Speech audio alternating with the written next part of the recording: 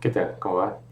Hoy hago otro video de consultas, algunas consultas que fui recibiendo por mail antes de empezar con la próxima clase. Ahora decidí grabar la próxima clase y la voy a subir seguramente mañana, que ya nos toca empezar con matrices y método de Jacobi y de Gauss-Seidel, cómo programar todo eso en Python. Matrices es algo que todavía no vimos, así que vamos a ver más que nada eso. Los métodos también de Jacobi y Gauss-Seidel no son muy complicados de programar, pero sí tenemos que aprender eso, cómo trabajar con matrices. Eso ahora enseguida lo vamos a ver. Ahora respondo a algunas consultas. Son básicamente consultas relacionadas con este problema. ¿Cómo hacemos para calcular una sucesión de términos cuando cada término depende de los dos anteriores? ¿Sí? En la clase pasada vimos Newton y bisección, y esos dos métodos de alguna forma dependen del término anterior. Por ejemplo, Newton, teníamos que el xn era xn-1 menos f de xn-1 sobre sobre la derivada también de xn-1, de f en xn-1. ¿Sí? Entonces, cada término de la sucesión de Newton depende solamente del término anterior. Entonces, lo que hemos visto era que era muy fácil de programar eso, porque era una sola instrucción, que es esta, la estamos acá repasando, que poníamos directamente así, x igual a x menos f de x de f de x, que así cuando uno lo ve rápido parece cualquier cosa porque no está xn y xn-1, o xy y xy-1, pero siempre hay que pensar que del lado derecho tenemos el valor que estamos calculando y del lado izquierdo a dónde lo vamos a guardar. Entonces, esta x de este lado representa lo que ya habíamos calculado para x y este es el nuevo valor, ¿sí? Entonces, cuando hacemos todos estos programas, no es una buena práctica guardar todos los valores, el x0, el x1, el x2, el x3, guardar todo en la memoria, porque si es una sucesión muy larga, estamos guardando muchísimos valores y digamos, no vale la pena cuando solo nos interesa el último. A veces nos interesa conocer todos los valores, pero si solo nos interesa el último, guardar solo el último, que en este caso cuando estamos calculando una raíz aproximada, justamente nos interesa el último valor, la aproximación mejor que tenemos, no queremos guardar todo, entonces cada vez borramos lo que teníamos y lo escribimos con el nuevo valor, ¿sí? En vez de ir guardando todos, calculamos uno nuevo y el valor que teníamos guardado lo borramos, ¿sí? Y lo sobreescribimos y le guardamos el nuevo valor, ¿sí? Entonces eso está bien para Newton, pero ¿qué pasa con el método de secante que requiere los dos anteriores? Acá no puedo reemplazar x y menos 1 y x y menos 2, los dos por x. Tengo que guardar de alguna forma el valor anterior y el x y menos 1 y el valor x y menos 2, ¿sí? Después vamos a ver, para el método de bisección en general, solo nos interesa el último valor o el último intervalo a, b, y a partir de ahí calculamos el nuevo valor de c. Pero en unos ejercicios también estaba como calcular el error relativo usando los dos anteriores, así que ahora vamos a llegar a esa parte. Pero también ahí en algunos casos necesitamos los dos anteriores. Entonces, en general, ¿cómo hacemos cuando el programita que queremos hacer necesita guardar los dos valores anteriores?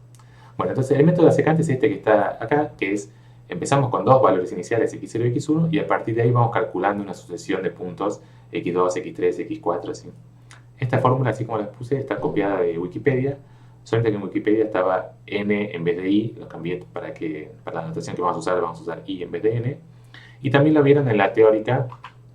Esta es una transparencia de la teórica, esta fórmula es la que vieron en la teórica, también con xn más 1, está un poquito cambiado, xn más 1 en vez de xn, y n en vez de i, con lo que dice acá, pero es esta misma fórmula del principio. Y la otra diferencia es que acá está como denominador, toda esta fracción como denominador, y acá está como ya dado vuelta multiplicando, ¿sí? Pero básicamente esto es lo mismo, simplemente cambiando la notación para que quede mejor un poquito lo que vamos a programar. Porque en general cuando uno programa las fórmulas uno las quiere, el que va a calcular en cada momento lo llamamos xy o xn, no llamamos xn más 1 porque no tiene sentido. Vamos a calcular el paso siguiente, ¿no? Siempre el que estamos calculando es el xn y lo calculamos en función de los anteriores. Entonces, en general, para programar es mejor tener la fórmula así, xn o xy igual a algo. Y bueno, esto lo que hace es toda una forma que es trazar la secante y ver dónde la secante interseca al eje x, la secante por los dos puntos anteriores, pero no nos preocupa mucho, simplemente usamos, bueno, es esta fórmula que tenemos acá y la vamos a implementar, ¿está bien? Entonces, a diferencia de Newton, que teníamos una fórmula que del lado derecho teníamos el valor anterior, ahora necesitamos dos valores anteriores. Entonces lo que vamos a hacer es, x siempre va a representar el valor que acabamos de calcular, el valor anterior. Entonces, así como en Newton x era el x y menos 1, el xn menos 1, bueno, eso sigue valiendo, x y menos 1. Pero necesitamos también guardar el x y menos 2, y de nuevo no queremos ponerle un índice y, no queremos ir guardando todos los valores, entonces al valor anterior lo vamos a llamar x anterior, ¿sí? Entonces, ahora vemos cómo programamos esto, porque por ahora en ningún lado está definido x anterior quién es, pero pensemos que ya tenemos en la variable x está guardado el x y menos 1, y en la variable x anterior está guardado el xy menos 2, ¿sí? Es lo que dice acá. Entonces ahora sí podemos programar la formulita que está acá, cambiando cada vez que dice xy menos 1 ponemos x, y cada vez que dice xy menos 2 ponemos x anterior. ¿Está bien? X anterior, ¿sí? Entonces esta fórmula está bien, va a funcionar perfecto. Si realmente se cumple que en x tenemos guardado el valor anterior, eso se va a cumplir porque cada vez que calculamos en x está guardado lo que acabamos de calcular. Y ahora tenemos que ver cómo hacemos para que en x anterior esté el de un paso atrás, ¿sí? Tenemos que ver cómo guardamos en x anterior el valor de un paso atrás. Entonces lo que vamos a hacer, una vez que calculamos, vamos a guardar en x anterior el valor del paso atrás, del paso anterior, y en x el valor que acabamos de calcular. En verdad lo puse acá para que quede un poco claro, pero el x ya lo tenemos, este ya está calculado, ¿sí? Ya está. Sí, lo acabamos de calcular acá, o sea que ese no lo tengo que definir. Pero el x anterior, ¿quién es el x anterior? Tenemos un problema porque el x anterior, cuando vayamos al siguiente paso, va a ser el valor de x que teníamos antes de sobreescribirlo. ¿Sí? Acá estamos calculando x igual a x. O sea, cuando empezamos, vamos de nuevo, cuando empezamos tenemos en x, xy menos 1 y en x anterior xy menos 2. En el paso siguiente vamos a necesitar que en x tener guardado el xy y en x anterior el xy menos 1. ¿Sí? ¿Está bien? Entonces en x anterior queremos el xy menos 1, pero justamente lo acabamos de borrar. ¿Sí? Entonces la forma de hacer esto es, primero guardamos xtemp, es x. ¿Sí? No queremos borrar el valor de x porque lo vamos a necesitar después. ¿Sí? Si vamos en cada paso sobreescribimos el valor que ya teníamos de x, no podemos tener los dos anteriores. ¿Sí? No sé si se está entendiendo, se hace un poquito confuso, pero es siempre el mismo truco para obtener los dos valores anteriores. Antes de sobreescribir el valor de x, guardamos primero lo que teníamos antes. Entonces ahora tenemos, en xtemp teníamos el valor del paso anterior y en x ahora el valor nuevo. ¿Sí? Entonces ahora sí podemos calcular x anterior va a ser xtemp y x es x o x anterior, acá es lo mismo, pero este no hace falta, digamos no hace falta. Lo borro directamente de acá. Sí, lo borro. Está bien. X anterior es xtemp, ¿está bien? ¿Está bien? ¿Se entiende? Entonces, en x va a quedar guardado el valor que acabamos de calcular y en x anterior el que teníamos antes. ¿Está bien? Entonces, cuando vayamos a una nueva iteración, ahí se va a cumplir que en x tenemos el valor que acabamos de calcular y en x anterior el que teníamos antes. ¿Está bien? Entonces, con esto básicamente ya está todo el programita, así funcionaría. Nos falta solamente ver cómo empezamos. Queremos empezar que cuando empiece el programa, cuando empiece el for, en x tiene que estar guardado el x. Empezamos con i igual a 2, ¿sí? Acá ya lo puse directamente, el i va a empezar desde 2, ¿sí? Empieza desde i igual a 2 hasta n. En verdad, para calcular hasta el n, tenemos que poner un n más 1. Perdón. Entonces, queremos calcular para ir de 2 hasta n, ¿sí? Entonces, queremos cuando empiece, queremos que en x, por lo que dice acá, si i es 2, queremos que en x esté guardado el x1 y en x anterior el x0. ¿Sí? Entonces ponemos exactamente eso. X es igual a, lo que dijimos es que en x tenemos que guardar el x, cuando y es 2 es el x1, x igual a x1, y x anterior igual a el x0, ¿sí? ¿Está bien? Entonces acá tenemos el programita.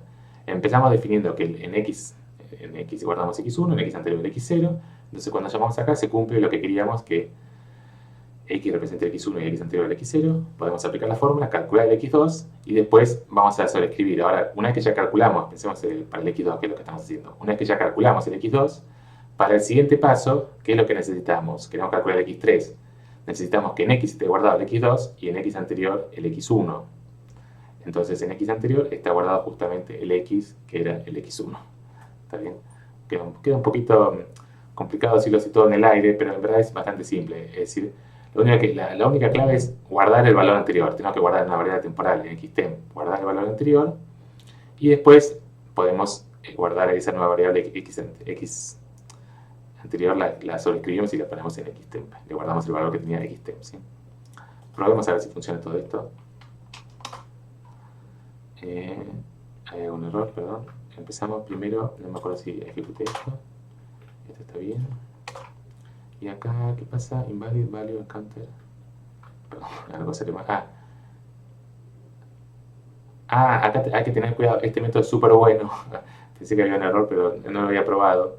El método es tan bueno que después de 7 pasos es como que ya encontró la aproximación exacta de pi, ¿sí? Acá fíjense, si ponemos print, pongámoslo antes, print np.pi, perdón, sí, np.pi es 3, y acá ya en 7 pasos ya encontró el valor exacto de pi. Entonces el problema que tenemos es que acá estamos dividiendo por f de x menos f de x anterior, y bueno, eso ya da 0, entonces estamos dividiendo por 0, así que no da este error. Así que acá con 5 pasos, 6 pasos, ahí sí funciona bien, ya tenemos una aproximación súper buena de pi, está bien. Entonces, esa era la primera cosa para ver en estas consultas, es eso, cómo hacer el método secante. Bueno, acá ya está el programa del método secante, con un for, siempre hay distintos criterios. Justamente lo que acabamos de ver es que este método es tan rápido que a veces poner un n, solo con un n no está bueno, porque podemos hacer muchos pasos de más, y nos da error encima porque estamos dividiendo por 0. Entonces siempre uno quiere también agregar una condición de que pare cuando la diferencia entre un valor y el anterior, entre el xn y el xn-1, o el xi y el xi-1, sea menor que 10 a la menos 10, o menor que 10 a la menos 16, lo que sea. Uno puede agregar alguna condición justamente también para verificar que no estemos dividiendo por 0, ¿sí? No sé si la fórmula esta, ahora me entró la duda, si la fórmula esta, no, es el mismo problema. Acá también, si tenemos un 0, vamos a estar dividiendo por 0, ¿sí? Entonces hay que poner alguna condición. Eso no lo hacemos ahora porque la duda, digamos, que quería contestar hoy era cómo hacer para trabajar con dos términos anteriores. Entonces la forma de hacerlo es eso. Antes de escribir, calcular el nuevo valor de x, guardamos en xtemp el valor que ya teníamos. Entonces ahora cuando calculamos el nuevo se va a cumplir eso, que en x tenemos el último término y en xtemp el valor anterior, ¿sí? Acá para un poco de claridad puse esto, x anterior igual xtemp, ¿sí? Entonces para los nombres un poco más claros así. Entonces ahora cuando termina este for, en x anterior está el de hace dos el término de dos pasos anteriores, y en x el de un paso anterior, ¿sí? Cada vez que entramos. ¿Está bien? No sé si se entendió, pero bueno, este es el método. Después acá, bueno, si lo digo ahora, lo había puesto como ejercicio al final. Pueden probar para ver si entendieron esto. Hay una asociación muy famosa que se llama la asociación de Fibonacci, que es calcular cada término como la suma de los dos anteriores, empezar con 0, con 1, y después ir calculando cada término como la suma de los dos anteriores. Justo en biología supuestamente tiene muchas aplicaciones porque es el típico ejemplo que Fibonacci descubrió esto, es con la reproducción de los conejos, que la reproducción de los conejos sigue una forma de este tipo. Cada vez la cantidad de hijos, bueno, no sé, depende de lo que había en la generación anterior y en la anterior, bueno, en la suma, no sé por qué exactamente hay alguna explicación. Pero bueno, si lo conocen, la asociación de Fibonacci tiene que ver eso con la reproducción de los conejos. Entonces esta es la formulita matemática. Cada término es la suma de los anteriores, entonces pueden tratar de hacer eso, cómo programar Fibonacci con lo que acabamos de ver. Pero sí, no es parte de la materia, por eso lo dejo como ejercicio opcional, para ver si están entendiendo, si quieren ver si están entendiendo cómo hacer sucesiones que dependan de los dos anteriores. Pero digamos, lo que nos va a interesar es siempre algún tipo de estos cálculos de raíces o algo que los términos dependan de los dos términos anteriores. ¿Está bien? Esto para el método secante. Entonces, esto que lo puse acá, lo estoy copiando, ya lo habíamos visto la vez pasada, del comando while, habíamos visto cómo hacer el método de la bisección con un while. Queremos que aplicar el método de bisección mientras la longitud del intervalo sea mayor que 10 a la menos t, o digamos, en verdad lo que queremos es aplicar el método de bisección hasta que el error sea menor que 10 a la menos t, y ahí va a cortar, pero la forma de programarlo es mientras el error o la diferencia entre los extremos del intervalo sea mayor que 10 a la menos t, el programa continúa así. Esto ya lo vimos, esto está todo copiado de la clase anterior, y lo que estaba como ejercicio era modificar el programa para que el error relativo sea menor que 10 a la menos t. Si en vez del error absoluto, en vez de que la longitud del intervalo sea menor que 10 a la menos t, nos interesa el error relativo, es decir, que si ya empezamos con un intervalo muy chiquito, queremos que la longitud de ese intervalo sea más chica todavía. O sea, si empezamos con valores del orden 10 a la menos 10, queremos llegar a una raíz del orden con un error menor que 10 a la menos 20, tal vez. ¿Está bien? O sea, no es lo mismo si estamos buscando una raíz y la raíz está cerca de 1.000.000, el error que queremos va a estar, no sé, podemos permitirnos un error de 1 o 2, ¿sí? No es tan grave. Pero si estamos buscando una raíz de un número, de una raíz de una ecuación, y la raíz es del orden 0,00001 y queremos poder distinguir ese 0,0001 del 0, bueno, lo que es eso es que nos interesa el error relativo, ¿sí? Nos interesa la diferencia. En este caso el error es la diferencia entre un paso y el anterior, pero dividido el valor que ya teníamos del paso anterior, ¿sí? Entonces, lo mismo que antes, queremos ir guardando los dos valores, ¿sí? Tampoco se preocupen mucho por este ejercicio, pero como ya lo había puesto, lo contesto las dudas que me escribieron. Es muy parecido, pero queremos ir guardando los dos valores anteriores, ¿sí? Entonces, la forma va a ser parecida a la fórmula que está acá. Es un poquito distinto, pero es básicamente lo mismo a lo que habíamos hecho, que es en cada paso guardo en ctem, guardo el valor en del paso anterior, ¿sí? Lo que recién se llamaba c anterior, acá lo podemos hacer con una sola cosa. No hace falta hacerlo de ctem y c anterior, porque el c no me borra el valor anterior de c, ¿sí? Fíjense que c ahora es, la fórmula de c depende de a más b, entonces en ctem guardo el valor de c, entonces ya queda en ctem queda el valor del paso anterior, en c el valor nuevo, ¿sí? Esto es lo mismo cuando queremos guardar los dos valores, en ctem guardo el valor de c y en c el valor nuevo, ¿sí? Entonces ahora tengo los dos valores. Entonces cuando hacemos esta cuenta, abs ctem menos c dividido c, bueno, es justamente lo mismo que habíamos hecho antes. En ctem está guardado el término anterior, en c el valor nuevo, entonces esta recta es exactamente c, bueno, está justo al revés, pongámoslo tal cual está ahí, para que quede exactamente como está ahí, sería c menos ctem dividido, y abajo, como está dividido abajo por n-1, también abajo dividido por ctem, ¿sí? Así sería exactamente. Piensen que ahora el c es el valor nuevo y el ctem era el valor del paso anterior. Y ahora, una de las preguntas que recibí era, ¿por qué acá pongo esto? Esto es medio raro también, es como que cada programita que hacemos siempre tiene alguna complicación extra, alguna cosa extra que tenemos que tener cuidado. Hasta acá sería muy parecido a lo que vimos antes, bueno, guardamos ctem, el valor de 0 guardamos en ctem, pero acá esto, ¿por qué ctem pesa a c b? El problema que tenemos con el while es que en general tenemos que tener un cuidado extra, que es cuando empieza la primera vez el while, acá adentro estamos calculando quién es ctem y quién es c, ¿sí? Pero la primera vez no está definido, acá menos, la primera vez que entramos al while, esta condición se chequea al principio, ¿sí? Es una dificultad del while que a veces nos gustaría que la condición se chequee al final. Hacemos todas estas cuentas y después nos fijamos si se cumple la condición o no y tengo que seguir, ¿sí? Pero igual siempre la condición esta se controla, Python la controla al principio. Cuando empieza el while ya chequea si esta condición se cumple o no, ¿sí? Entonces, de alguna forma tengo que definir antes de empezar el while quién es c y quién es ctem, ¿sí? Entonces acá el truco es poner que ctem es uno es el extremo intervalo y c es el otro extremo, ¿sí? Esto si pensamos que la sucesión son los c sub i o los c sub n, ahí ven, en general no nos consideramos parte de la sucesión. Pero es como pensar que, el truco sería eso, pensar que la sucesión empieza así. El primer término de la sucesión es A, el segundo término es B, y después recién ahí empieza el C1, el C2, o el C0, el C1, ¿sí? Pensa eso, que nuestra sucesión empieza en A, después B, y después sigue la sucesión C0, C1. Ese sería una especie de truco. O simplemente darle dos valores cualquiera que se nos ocurrió, ponerle ctem A y ctem B, para que esta condición, cuando entra acá, la verifique con algunos valores ya calculados. Entonces, si A y B están muy cerca y si esto es más chico que 10 a la menos t, entonces no va a entrar. ¿Qué tiene sentido? Si la longitud del intervalo con el que empezamos ya es más chico que 10 a la menos t, entonces no hacemos el while, no entramos al while, ¿sí? Esto es lo que le estamos diciendo, ¿sí? Pero por eso este es como un casito especial que hay que hacer aparte, porque cuando entra el while no sabemos quién es ctem y c, ¿sí? Lo mejor en este caso hubiera sido que podamos poner la condición del while al final del ciclo, que la verifique al final, pero no se puede, así que para que se cumpla al principio la ponemos así, ¿está bien? Entonces, bueno, con las dudas que me habían mandado, digamos, todo así como está funciona, probémoslo. Acá calcula, este es lo mismo que hemos hecho recién, calculando la raíz del seno con 16 pasos, hasta que el error sea menor que 10 a la menos 16, y bueno, tenemos que 52 pasos necesitamos para obtener ese error. Y bueno, les queda esto como ejercicio, calcular Fibonacci. Acá ya está, si lo quieren verificar, el Fibonacci X50 es este numerito de acá. Si quieren verificar que el programa les dio bien. Este sí es muy simple, agarrar lo que está acá, agarrar lo que hicieron de secante y cambiar, básicamente es cambiar esta fórmula nada más, ¿sí? Acá tenemos una fórmula que depende de los dos anteriores, la fórmula de Fibonacci es algo como esto, pero otra fórmula, no hace falta la F, es una fórmula más simple, pero básicamente lo mismo, pero cambiando la formulita. Bueno, con eso terminamos.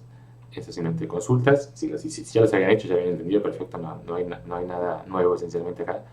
todo ejercicios o cosas que están en la práctica como ejercicio, pero bueno, si les costaba un poco esta parte de cómo trabajar con dos términos, espero que les haya servido, bueno, o por lo menos lo pueden copiar acá y les va a funcionar, ¿sí? Bueno, gracias, saludos, hasta luego.